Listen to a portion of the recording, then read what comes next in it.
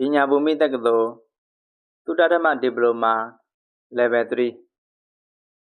Samina Teyati Renado Anicho Painti Nyema Lumio Oda Mada Winry Nezingala Gariga Raji Setatogo Satin Tinu Jare Yaji Setatogo Alon Chapu Napu Jaleme Renado Anichogo Don't yet quabi Hobame Digane Painti Home Yaji Sura Brighta Sura Pali Zagaga Lare Brighta Sura Mamiare Via and the Yeri Majaya Gagwe Buda and in net You pat the reze Nalon Twimpo Yanda Pisse Po Hoja Tare Two Chare Totanri Pite Oda Bada Nimalumurio Tirawara Oda Bada Nanganga Lurio and the Gimpo Yue Chinet Tanga Miago Pimpebi Right the arrow na you jare Ho Bagan K Griga Right the ago na you chin a sing la shide Yamame assess Nanorima Right na song Lo did that a sound a cool Tara Mudan shide Lurain ha and the Kinchin Jarabe and the Kinya Kinjang Nilangon Rego Shapwebi Lena Jendon Jayare Oda Bada Winreda Maka Chabada Winrele and the Kinchin Jarabe Role Ni Hane and the Gion below Jarabe Ogama and the Gimu Lo Lara ha Lurain Sanabe and the Jaya Mago Chaulanjare and the Genshin Nitamu Ya Josa Sonya Jare Todo and the again Sonya Decasarenha and the again Mugo Pissin in the La Simane Nila Hotala Suragaro Attack Yolo Miyabu Bodamia Swagaro and the again Sonya Nine Nila Simango Breda Didanarima Hot Hare Breda Ayanta Protection Look Core Mamiare Ania Jutim Matin and the address Joan La Dade Adilo Joan Lame Aniego Kagwe Vida Pio Brediaro Miago you watching Brediarima Pare Attain Lena Chendon Champion Ania Gamugo Yashi Nine Brediaroma Ania Genzi Nine Diga Achega Onche Shide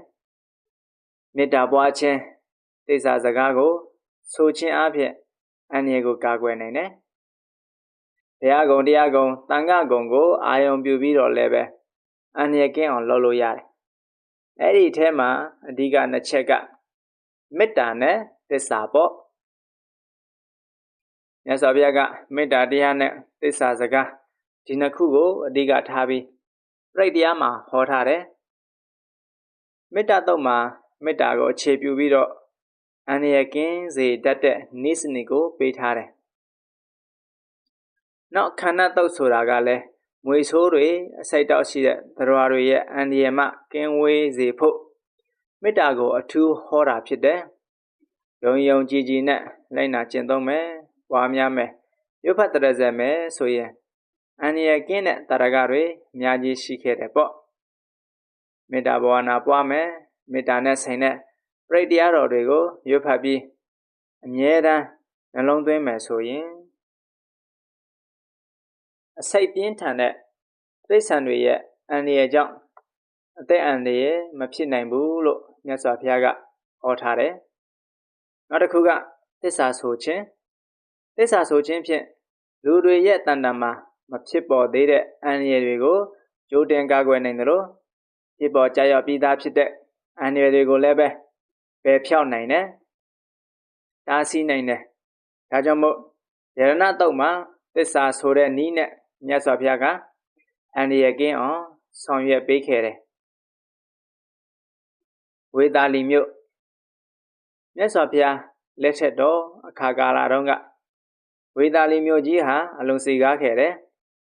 ကဏရာဇာစနစ်အရမင်းတွေစုပေါင်းပြီးတော့အုပ်ချုပ်ကြတယ်မင်းပေါင်း9900ယောက်ရှိတယ်တိုင်းပြည်ကလည်းအလွန်စီကားတယ်ညီညွတ်ရေးကလည်းအလွန်ကောင်းတယ်မြတ်စွာဘုရားကဝေသာလီမှလိုက်ဆူရီမင်းတွေနဲ့ပတ်သက်ပြီးတော့အပရိဟာနိယတရား9ပါးဟောထားတာရှိတယ်အဲ့ဒီအပရိဟာနိယတရား9ပါးထဲမှာအမြဲမပြတ်အစည်းအဝေးလုပ်ခြင်းညီညီညွတ်ညွတ်စည်းဝေးခြင်းညီညီညွတ်ညွတ်ဆုံးဖြတ်ခြင်းညီညီညွတ်ညွတ်အကောင့်ထဲပေါ်ခြင်းဆိုတဲ့အချက်ကပိုပြီးအဓိကကြတယ်ဝေသာလီကလိုက်ဆွေမင်းတွေဟာဒီကိစ္စမှာမဆုံးတညီတီးအစည်းအဝေးထိုင်ကြတယ်သူတို့အစည်းအဝေးထိုင်တဲ့အစည်းအဝေးခန်းမကြီးကိုတန်ထာဂါရလို့ခေါ်တယ်တန်ထာဂါရလို့ခေါ်တဲ့လွတ်တော်ကြီးမှာစည်းဝေးပြီးတဲ့အခါတိုင်းရေးပြည်ရေးစီးပွားရေးအစရှိတဲ့ကိစ္စတွေကိုဆောင်ရွက်ကြတယ်အဲ့ဒီတော့စီကားပြီးကြီးပွားတိုးတက်လာတဲ့နိုင်ငံကြီးမှာရန်ဖန်ရန်ခါရာသီဥတုမကောင်းလို့အခြေအနေဆိုးတွေကြုံတွေ့ရတယ်ခုမြန်မာနိုင်ငံမှာဒီနေ့ဆိုရင်အင်မတန်ပူပြင်းတဲ့ရာသီဥတုတွေနဲ့ကြုံတွေ့ကြရတယ်2004ခုနှစ်ကဆူနာမီဆိုတဲ့ဒီလိုင်းကြီးတွေကြောင့်အန္တရာယ်ဆိုးတွေကြုံတွေ့ခဲ့ရတာပဲကမ္ဘာသမိုင်းမှတ်တမ်းတွေထဲမှာကြည့်မယ်ဆိုရင်ရန်ဖန်ရန်ခါလူတွေဟာထိုကဲ့သို့အန္တရာယ်ဆိုးတွေနဲ့ကြုံတွေ့ခဲ့ရတဲ့အချိန်တွေရှိခဲ့ကြတယ်ဝေသာလီပြည်မှာမိုးခေါင်တဲ့ရာသီဥတုကြုံရတယ်ဆိုင်ရင်စပါးတွေစိတ်လို့ပြိုးလို့မရဘူးဝမ်းစာစားနာရိတ်ခါမလုံမလောက်ဖြစ်တယ်ဒီနေ့ခေတ်မှာတော့တည်ယူပို့ဆောင်ရေးရင်တွေဆက်သွယ်ရေးတွေကအင်မတန်ကောင်းတဲ့အတွက်ကြောင့်ဒီနေရာဒေသမှာစားနာရိတ်ခါမဖူလုံဘူးဆိုရင်ပို့ဆောင်ပေးကြတယ်ထပ်ပံပေးကြတယ်အတော်အသင့်တက်တာတယ်လို့ပြောရမယ်မကြာခင်ကမှအာဖရိကတိုက်အီသီယိုးပီးယားနိုင်ငံမှာစားနာရိတ်ခါတွေပြတ်လက်ပြီးတော့ဒုဗိတ်ကတ်ဆိုးကြာရောက်ခဲ့သေးတယ်ဒုဗိတ်ခကတ်ဆိုးကြာရောက်ခဲ့သေးတာပဲအဲဒီလိုမျိုးထိုခေတ်ထိုခါကာလမျိုးကြုံရင်လူဦးရေများတဲ့ဒေသမှာစားနာရိတ်ခါမဖူမလုံဖြစ်ရတယ်လူတွေဟာအစာအာဟာရပြတ်လက်ပြီးဒုက္ခကြီးဘေးဆိုးကြီးနဲ့ကြုံရတယ်အဲ့ဒါကိုဒုဗိတ်ခန္တရကံလို့ခေါ်တယ်ဒုဗိတ်ခဒုဆိုတာမပြည့်စုံတဲ့ဗိတ်ခစားနာရိတ်ခါစားနာရိတ်ခါမပြည့်စုံရှားပါပြီးတော့လူတွေဟာဝဝလင်လင်မစားကြရဘူးအဲဒီလိုကတ်ဆိုးနဲ့ကြုံရတယ်တခြားနိုင်ငံကနေလာရောက်ပြီးတော့ထပ်ပံဖြည့်ဆင်းပေးနိုင်တဲ့အနေအထားမျိုးမရှိဘူးစားနာရိတ်ခါမပြည့်စုံတဲ့အခါလူတွေမှာယောဂဝေဒနာတွေကထပ်ဆင်ပြီးဖြစ်လာတတ်တယ်လူတွေဟာအသေးပြော့များလာကြတယ်ယောဂကလည်းကုသမှုလင်းမြန်တဲ့ယောဂအဟိဝါဒယောဂလို့ဒီလိုခေါ်တယ်အဟိဝါဒယောဂရဲ့အဓိပ္ပာယ်ကိုကြာကြာနာနာဖွင့်ထားတာတော့မရှိဘူးအဓိပ္ပာယ်ကိုကြံဖန်ဖော်မယ်ဆိုရင်အဟိဆိုတာမွေးဝါဒဆိုတာလေမွေးစိတ်လို့ပြင်းထန်တဲ့လေလိုလင်းမြန်စွာကုသတတ်တဲ့ယောဂလို့ဆိုနိုင်တယ်မြန်မာနိုင်ငံမှာဒုတိယကမ္ဘာစစ်ကြီးကာစတုန်းကပလက်ယောဂဆိုတာဖြစ်ခဲ့တယ်အင်မတန်လင်းမြန်စွာကုသပြန့်နှံ့တဲ့ပလက်ယောဂဖြစ်ပြီးလူတွေအများပြားသေကြေပျက်စီးကြတယ်စားနာရိတ်ကမဖူလုံလို့လူတွေငတ်ပြတ်ဆင်းရဲဒုက္ခရောက်နေရတဲ့ကြားထဲမှာယောဂဝေဒနာဖြစ်လာတယ်ကုသမှုလင်းမြန်တဲ့ပလက်ယောဂလိုယောဂမျိုးဖြစ်တယ်ယောဂတွေဖြစ်လာတဲ့အခါလူအသေးပြော့များလာတယ်လူသေးတွေများတာကိုအကြောင်းပြုပြီးမကောင်းဆိုးဝါးတွေဝင်ရောက်နှောက်ယှက်လာတဲ့အနေအထားမျိုးဖြစ်လာတယ်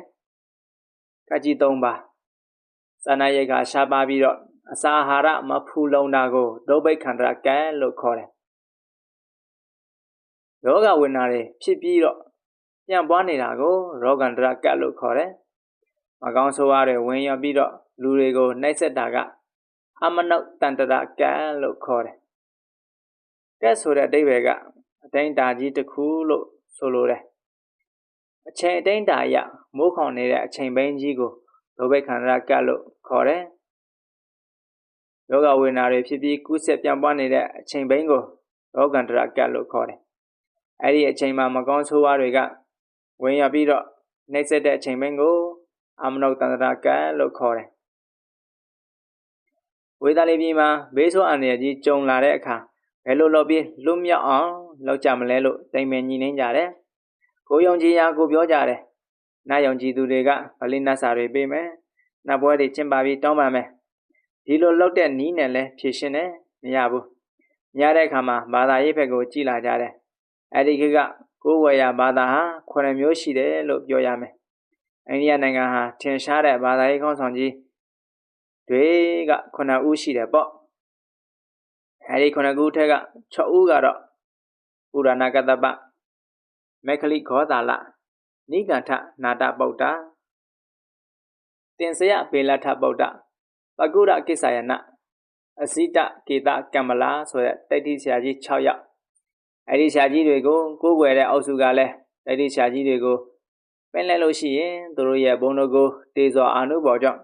ဒီဘေးဆိုအန္တရာယ်ကြီးကလွတ်မြောက်သွားမှာပဲလို့အကြံပြုကြတယ်ဗုဒ္ဓကိုပင်ဖိုက်ကြခြင်းမြတ်စွာဘုရားရဲ့ဂုဏ်သတင်းကလည်းအင်မတန်မှကြီးတယ်ဘုရားကိုချီးညိုတဲ့ပုဂ္ဂိုလ်တွေကလည်းအများကြီးရှိတယ်သူတို့ကလည်းမြတ်စွာဘုရားရာဇဂိုမှာရှိတယ်ဗုဒ္ဓမြတ်စွာကိုပင်လိုက်မယ်ဆိုရင်ဗုဒ္ဓမြတ်စွာကြွလာတာနဲ့ဘေးဆိုးရန်ဆိုးတွေကလွတ်မြောက်သွားနိုင်တယ်လို့အကြံပေးကြတယ်သူတို့ပြောတဲ့စကားဟာခြေတန်းရောက်လာသည့်အတွက်ဘုရားပင်ဖို့မဟာလိလိုက်ဆွေမင်းနဲ့ပရောဟိတ်ပုံနာ2ယောက်ခေါင်းဆောင်တဲ့ကိုယ်စားလှယ်အဖွဲ့ကိုစေလွှတ်လိုက်တယ်မဂရတိုင်းကိုအောက်ချုပ်နေတဲ့ဗိမိတာရမင်းကြီးထံမဟာလိမင်းနဲ့ပရောဟိတ်ပုံနာတို့ခေါင်းဆောင်တဲ့အဖွဲ့တွားရောက်ကြတယ်ဗိမိတာရမင်းကြီးထံဝင်ပြီးအရှင်မင်းကြီးဝေဒလေးပြည်မှာဒီလိုဘေးအန္တရာယ်တွေကြုံနေပါတယ်သူတို့မြတ်စွာဘုရားကိုပင့်ချင်ပါတယ်မြတ်စွာဘုရားကိုဝေဒလေးပြည်ကိုကြွဖို့ကူညီပေးပါဗိမိတာရမင်းကြီးကမြတ်စွာဘုရားကိုတင်တို့ကိုယ်တိုင်ဓာတ်ရိုက်ပြင်ပါ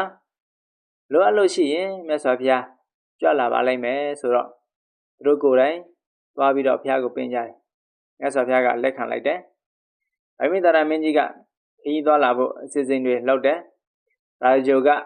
ဂင်္ဂါမြေကမ်းအထိ9ယူဇနာကွာဝေးတယ်ယူဇနာဆိုတာဟာဒီကနေ့ခေတ်နဲ့ပြောမယ်ဆိုရင်10မိုင်လောက်ရှိတယ်ပေါ့အဲဒီလောက်ကွာဝေးတဲ့နေရာကိုတန်ရှင်းရေးတွေ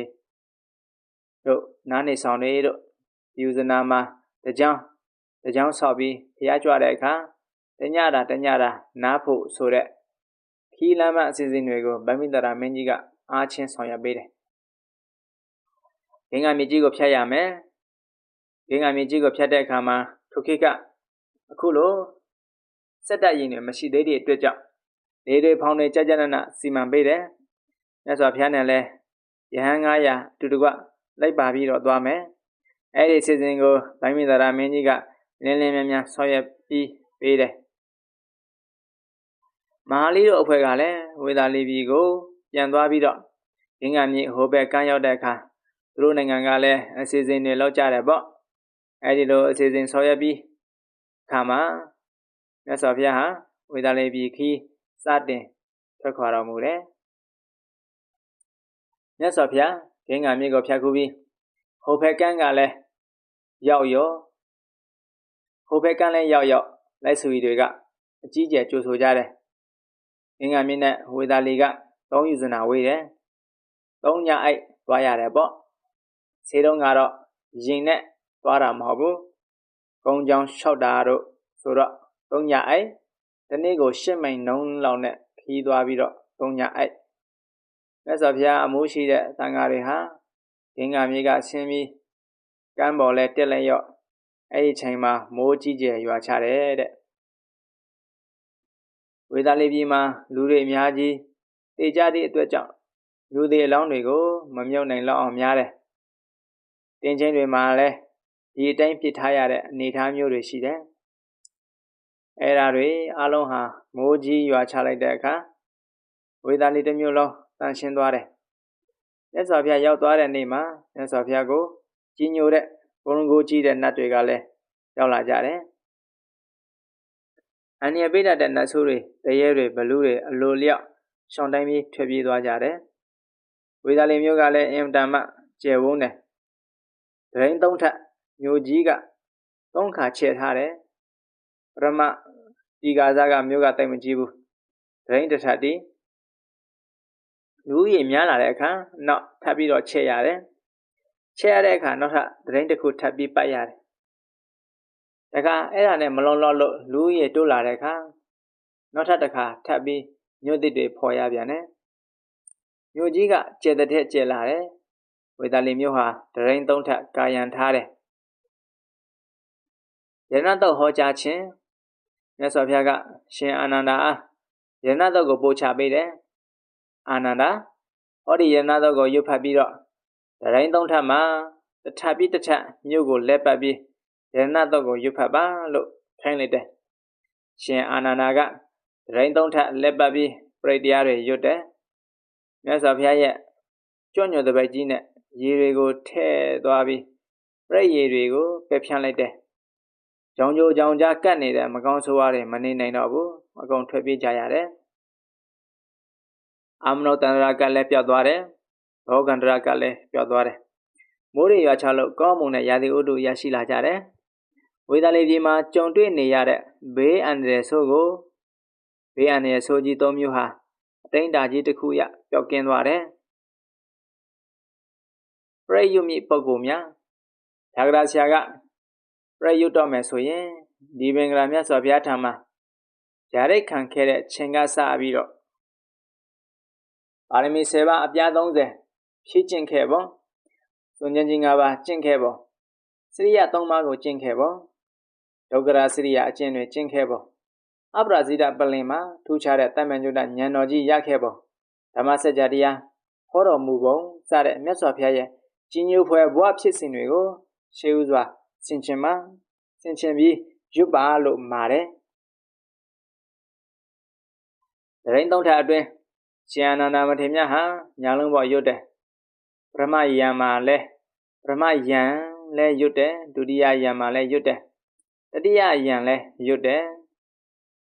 ပရိရွတ်တယ်ဆိုတာခဏလေးရွတ်တာမဟုတ်ဘူးညာလုံးပေါ်ရွတ်တယ်အဲ့ဒီနေ့စနေ့တိုင်းပဲမြန်မာနိုင်ငံမှာဒီကနေ့ပဋ္ဌာန်းတရားတော်တွေကိုအတ္တမဆက်ရွတ်ကြတယ်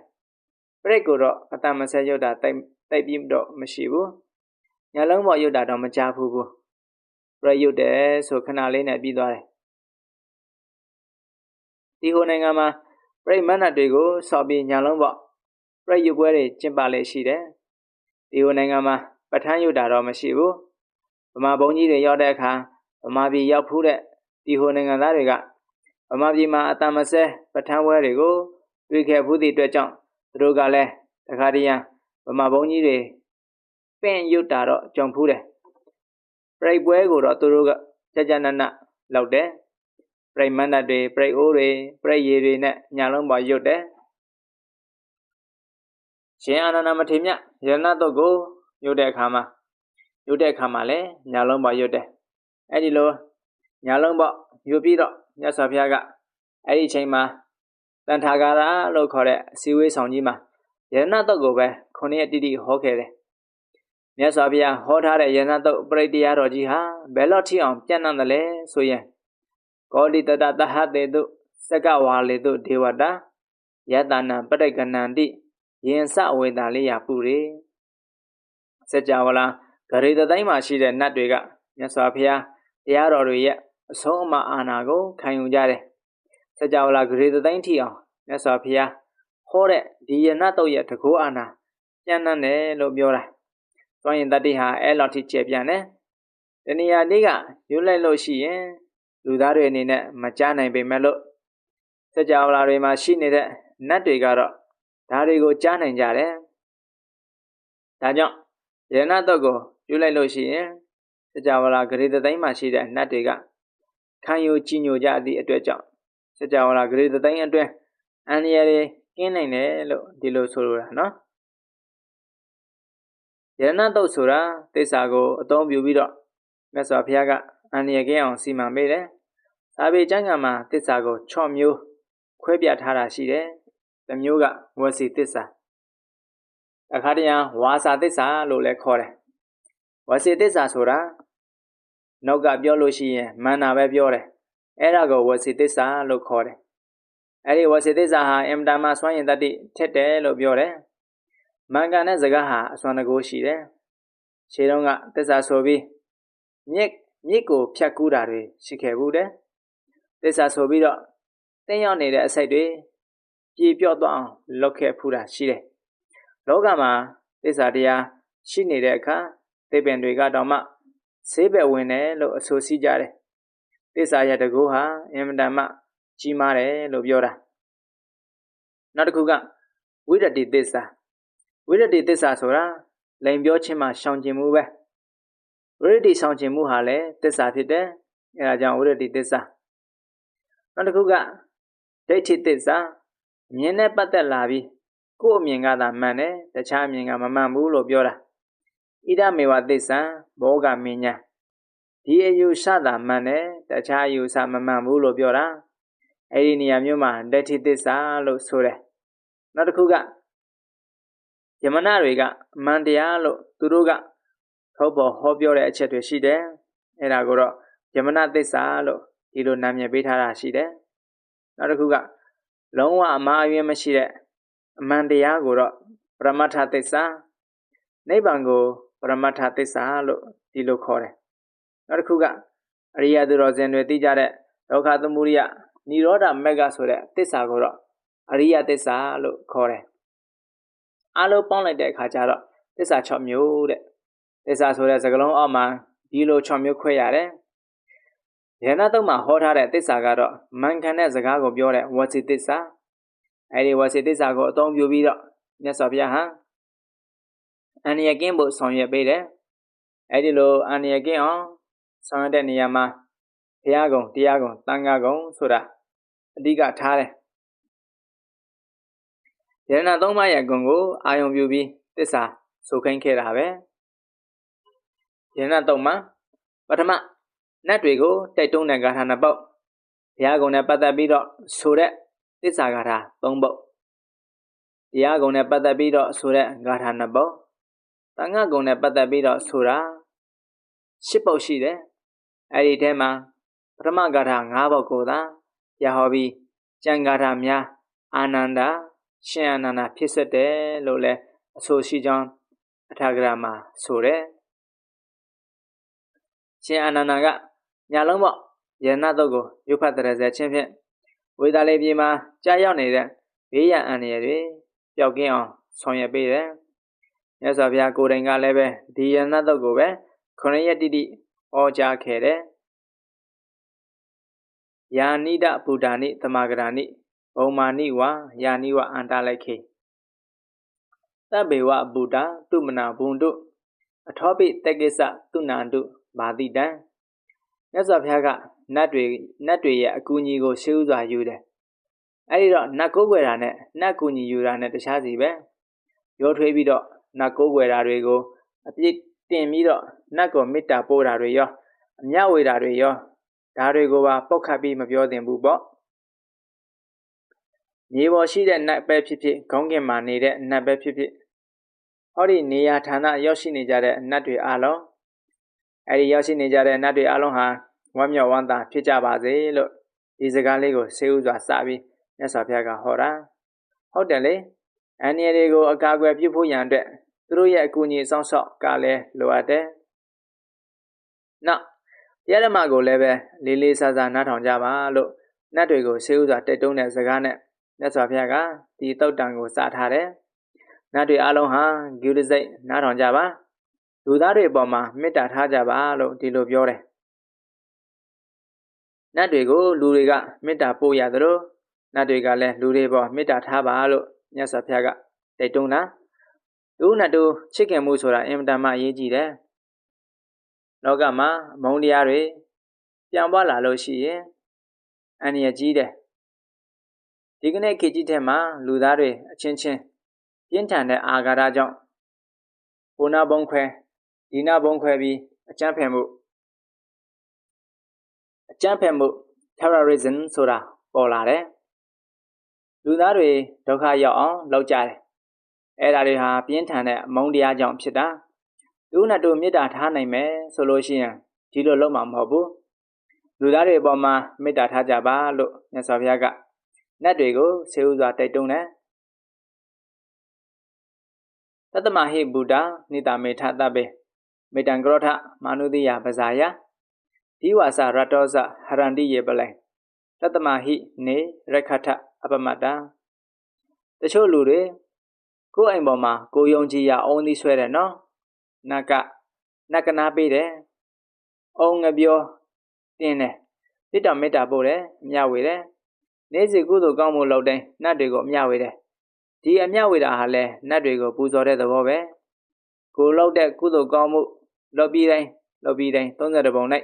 ရှင်နေကြကုန်သောလူနာပြမသတ္တဝါတို့ချမ်းသာကြပါစေမြတ်ရကြပါစေဒါသူတို့ကိုပူဇော်တာပဲဒါကြောင့်မို့လူတွေဒုက္ခမရောက်အောင်စောင့်ရှောက်ကြပါလို့မြတ်စွာဘုရားကဆေးဥစွာတိုက်တွန်းတယ်ဒီစကားကလူတွေနဲ့နတ်တွေကိုမိုက်ဆက်ပေးလိုက်တာမြတ်စွာဘုရားကြွလာတယ်ဆိုလို့ရှိရင်နတ်ပရိသတ်ကလည်းရောက်လာတာပဲဘုရားရောက်တဲ့နေရာမှာနတ်ပရိသတ်တွေတည်းမဟုတ်ဘူးသီလသမာဓိရှိတဲ့ပုဂ္ဂိုလ်တွေရောက်လာတယ်သူတို့ကိုစောင့်တဲ့နတ်တွေလည်းရှိတယ်အိမ်စောနတ်တွေခြံစောနတ်တွေကျောင်းစောနတ်တွေတောစောနတ်တွေတောင်စောနတ်တွေကလည်းကိုယ်နေရာအသီးသီးမှာနေထိုင်လျက်ရှိနေကြတာပဲမုံရွာမြို့မှာအင်တာမထင်ရှားကြော်ကြတဲ့လေဒီဆရာတော်ဘုရားကြီးဆိုတာအားလုံးသိကြတယ်လေဒီဆရာတော်ကြီးကနတ်ကိုးကွယ်တာမဟုတ်ဘူးသို့တော့လေဒီဆရာတော်ကြီးကမေတ္တာပို့တဲ့အမြဝေတယ်ဒါကြောင့်နတ်တွေကလေဒီဆရာတော်ကြီးကိုစောင့်ရှောက်တယ်နတ်တွေကိုမမြင်ရပေမဲ့လို့အပြန်အလှန်ချစ်ချစ်ခင်ခင်ရှိဖို့ရဏတုတ်မှာဖော်ပြထားတယ်အဲ့ဒီလိုမေတ္တာပို့ခြင်းအမြပေးဝေခြင်းဖြင့်နတ်နဲ့လူဟာချင်းချင်းမေတ္တာကူးသွားနိုင်တယ်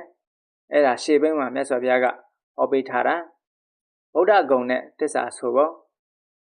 ယံကိဉ္စီဝိတံဣဒဝဟုရံဝတက္ကေတုဝယံယရဏပဏိတံနာနောတမအဋ္ဌိတထာဂရေနဣဒံမိဗုဒ္ဓေယရဏပဏိတံဣတေနသစ္စေနသုတိဟောတုလူပြည်မှာပဲဖြစ်စေနတ်ပြည်မှာပဲဖြစ်စေတခြားဘုံမှာပဲဖြစ်စေနတ်ပြည်မြမပြည်မှာပဲဖြစ်စေလောကမှာအလုံးမုံမြတ်တဲ့ယရဏဆိုတာရှိတယ်ဒီလိုမုံမြတ်တဲ့ယရဏတွေထဲမှာဗုဒ္ဓယရဏနဲ့တူတဲ့အခြားယရဏဆိုတာမရှိဘူးဗုဒ္ဓယရဏဟာ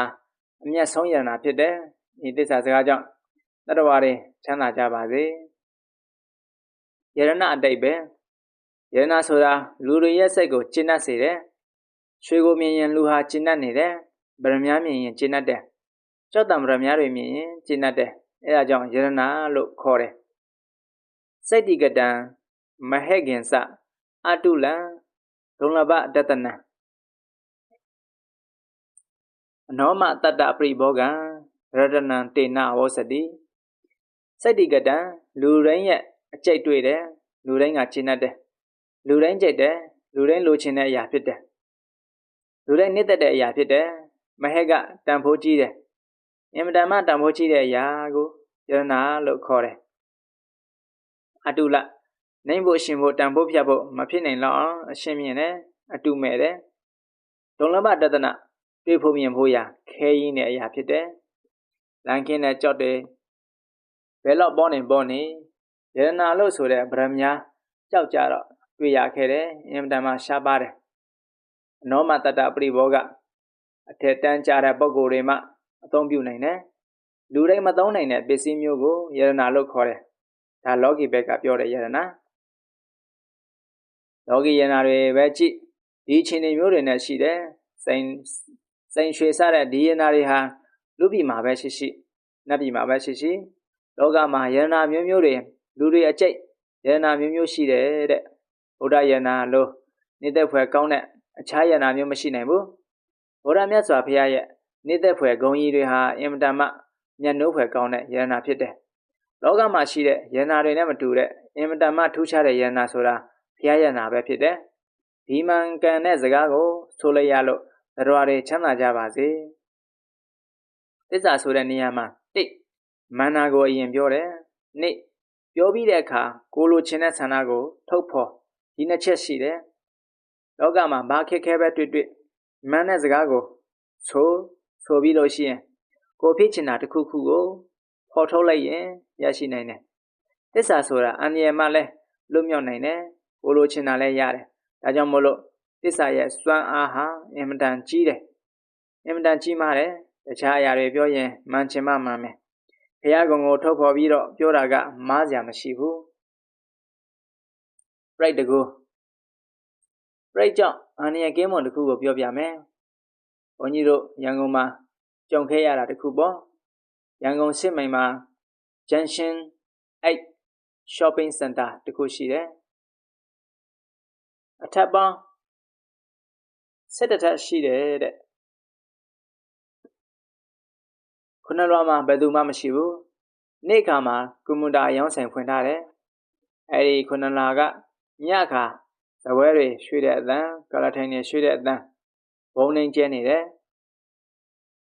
6လွာကလူတွေကအဲ့လိုမရဘူးကြည့်ကြည့်တော့လည်းဘယ်သူမှမရှိဘူးသို့တော့ညတကောင်ကြော်လာလို့ရှိရင်အဲ့ဒီအပေါ်လွာမှာဘုံနှင်းကျဲနေတယ်ဘုန်းကြီးတို့ရှိကိုပရိတ်ယူပေးဖို့လာပြီးတော့ပြင်တယ်ဘုန်းကြီးကပြောတယ်ဒါကပရိတ်ချီယူလို့မရဘူးဒီနောက်ရှက်ပေးနေတဲ့ပုံကိုယ်တွေရှိတယ်သူတို့ကိုအရင်မေတ္တာပို့ရမယ်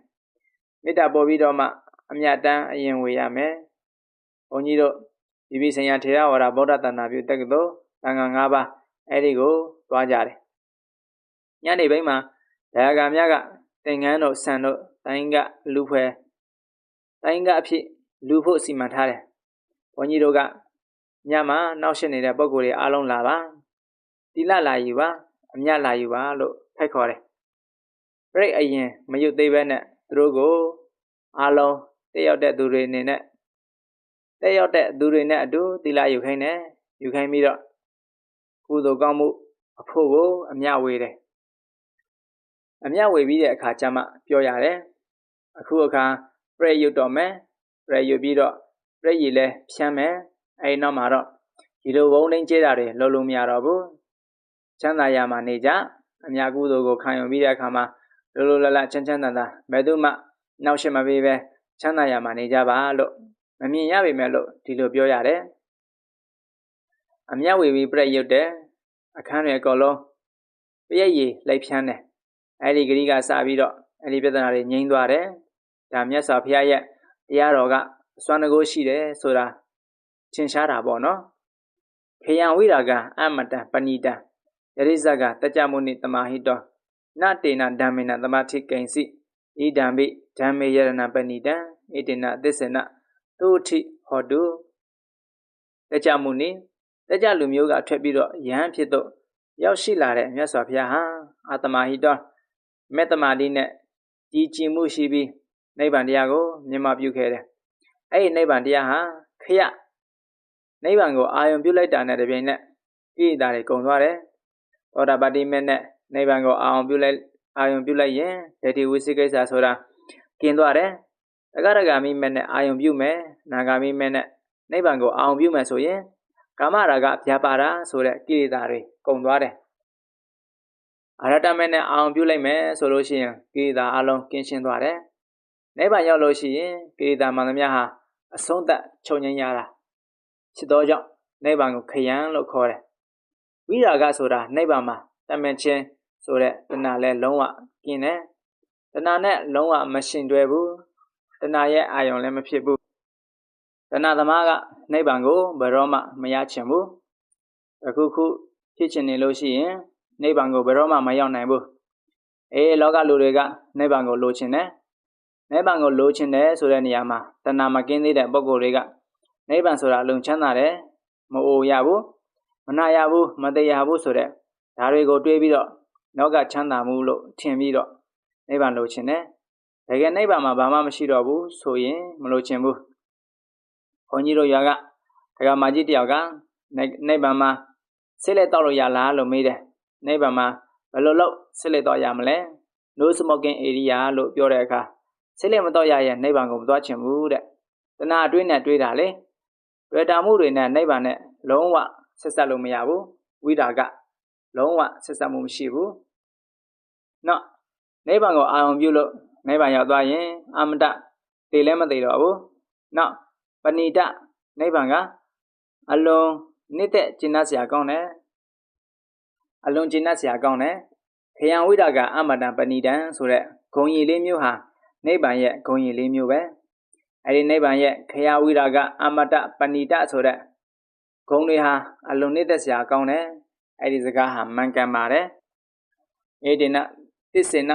သူအထိဟောတုဒီမှန်ကန်သောစကားကိုဆိုရသောကြောင့်တတ္တဝါတွေချမ်းသာကြပါစေလို့သစ္စာပြုလိုက်တယ်အဲ့ဒီလိုသစ္စာပြုလိုက်သည့်အတွက်ဝိသလိပြည်မှာယောဂဖြစ်နေတဲ့ပုဂ္ဂိုလ်တွေအားလုံးယောဂပျောက်ကင်းသွားတယ်နောက်တစ်ခုကတရားကုံတော်နဲ့ပတ်သက်လို့ဂါထာနာပေါ့ယံဗုဒ္ဓတိထောပရိယုနာယိတုစေသမာဓိမန္တန္တိကိညမဟုသမာဓိနာတေနသမောနာဝိစတိဣဒံမိဓမ္မေယရဏပဏိတံဧတေနသစ္စေနသူအထိဟောတုအင်မတန်ထူးမြတ်တဲ့မြတ်စွာဘုရားကဒီသမာဓိတရားကိုအမြဲတမ်းရှင်းမွန်ပြီးပြောကြတယ်မဲနဲ့ရှင်တဲ့ထိုသမာဓိတရားသည်ဖို့ဆိုတဲ့အကျိုးကိုမိမိရဲ့အခြားမဲမှာဖို့ဆိုတဲ့အကျိုးကိုပေးတယ်အဲ့ဒီမဲ့သမာဓိနဲ့တူသောအခြားတရားမရှိမဲစိတ်နဲ့ရှင်တဲ့သမာဓိစွမ်းအားဟာကိလေသာတွေကိုဖယ်ရှားနိုင်တဲ့သမာဓိစွမ်းအားဖြစ်ပြီးဖို့ဆိုတဲ့အကျိုးကိုလည်းဆက်တိုက်ဖြစ်ပေါ်စေတယ်အဲ့ဒီသမာဓိစွမ်းအားနဲ့တူတဲ့အခြားတရားမျိုးမရှိဘူးဓမ္မကံသောသစ္စာစကားကိုဆိုခြင်းကြောင့်သတ္တဝါတွေချမ်းသာကြပါစေဝိပဿနာကျင့်စဉ်ကိုကျင့်လို့သောတာပတိမဲ့ဖြစ်မယ်သက္ကရာဂမိမဲ့ဖြစ်မယ်နာဂာမိမဲ့ဖြစ်မယ်အရဟတမဲ့ဖြစ်မယ်အဲ့ဒီသောတာပတိမဲ့သက္ကရာဂမိမဲ့နာဂာမိမဲ့အရဟတမဲ့ဆိုတဲ့မဲ့စိတ်နဲ့ရှင်လာတဲ့သမာဓိစွမ်းအားဟာအင်မတန်မှကြီးမားတယ်မဲ့စိတ်၆တာနဲ့တပြိုင်နက်ဟိုစိတ်ဆိုတဲ့အကျိုးကိုချက်ချင်းပေးတယ်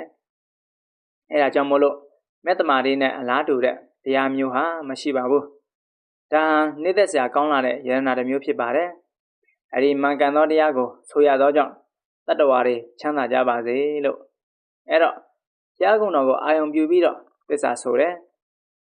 တရားကုံကိုအာယုံပြုပြီးတော့သစ္စာဆိုတယ်ဒီလိုသစ္စာဆိုပုံဆိုနည်းကိုမြတ်စွာဘုရားကနမူနာအနေနဲ့ဟောထားတာဖြစ်တယ်ကိုကျင့်တတ်တဲ့ကိုသိတဲ့တရားကိုလည်းပဲသစ္စာဆိုလို့ရတယ်ကိုကြည်ညိုတဲ့မြတ်စွာဘုရားရဲ့ဂုဏ်တစ်ခုခုကိုဆိုပြီးတော့လည်းသစ္စာဆိုလို့ရတယ်ဆိုပါစို့မြတ်စွာဘုရားသခင်ကိုတော်မြတ်ကြီးသည်ဆက်ွယ်ရာရနဲ့တော့လဲအာဟုတော်မူကိုပြုတော်မှာမူဒါကြောင့်မို့အရဟံဂုဏ်ထုနဲ့ပြည့်စုံပါတယ်ဒီမှန်ကန်သောသစ္စာစကားကိုဆိုရသောကြောင့်တရားတွေချမ်းသာကြပါစေကိုရထားတဲ့ဣတိပိသောနဲ့လည်းပဲဆိုလို့ရတယ်ပေါ့တရားဂုဏ်တွေကိုအာရုံပြီးတော့လဲသစ္စာဆိုလို့ရပါတယ်သစ္စာဆိုပြီးတရားတွေအန္တရာယ်ကင်းအောင်လောက်တာနေ့စဉ်နဲ့အမျှလည်းပဲအန္တရာယ်ဆိုတာကြုံတတ်တယ်ဒါကြောင့်မို့လို့အန္တရာယ်မကြုံရလေအောင်ဒီသစ္စာတရားကိုအသုံးချပြီးတော့နေ့စဉ်နဲ့အမျှချမ်းသာဖို့မိမိနဲ့မိမိရဲ့ပတ်ဝန်းကျင်မှာရှိတဲ့တရားတွေအားလုံးချမ်းသာပါစေလို့ဒီပြိတ္တရားတော်ကိုရုပ်ဖတ်တဲ့ဇာပြီးတော့ဒီအတိုင်းအတိပ္ပယ်တည်တည်နဲ့လိုက်နာကျင့်သုံးနိုင်ရင်အင်မတန်မှတန်ဖိုးရှိပါတယ်ဒီကုန်းချုပ်အားဖြင့်တရားချီရင်တော်စင်ပြိတ္တပေါင်းတို့ယန္နတော့အနည်းချုပ်အပိုင်း1နတ်တို့ကိုတိုက်တွန်းသောဂါထာနာပုတ်အပြင်တရားကုံနဲ့သစ္စာဆိုပုံကိုရှင်းလင်းပြီးဖြစ်ပါတယ်သစ္စာရဲ့စွမ်းအားအင်မတန်မှကြီးမားတာကိုသိရှိပြီးသစ္စာရဲ့စွမ်းအားကိုအသုံးချတာမမြင်နိုင်တဲ့ဘေးရန်အန္တရာယ်တွေကလွတ်မြောက်လို့မဲ့ဖို့နိဗ္ဗာန်ရကြောင်းဖြစ်တဲ့တော်ကောင်းကျင့်တရားတွေကိုချမ်းချမ်းသာသာနဲ့ကျင့်ကြံကြိုးကုပ်အားထုတ်နိုင်အောင်ကြိုးစားကြရမယ်လို့ရည်ရွယ်ချက်ထားကြိုးစားအားထုတ်တော်မူနိုင်ကြပါစေကုန်သတည်းသာဓုသာဓုသာဓု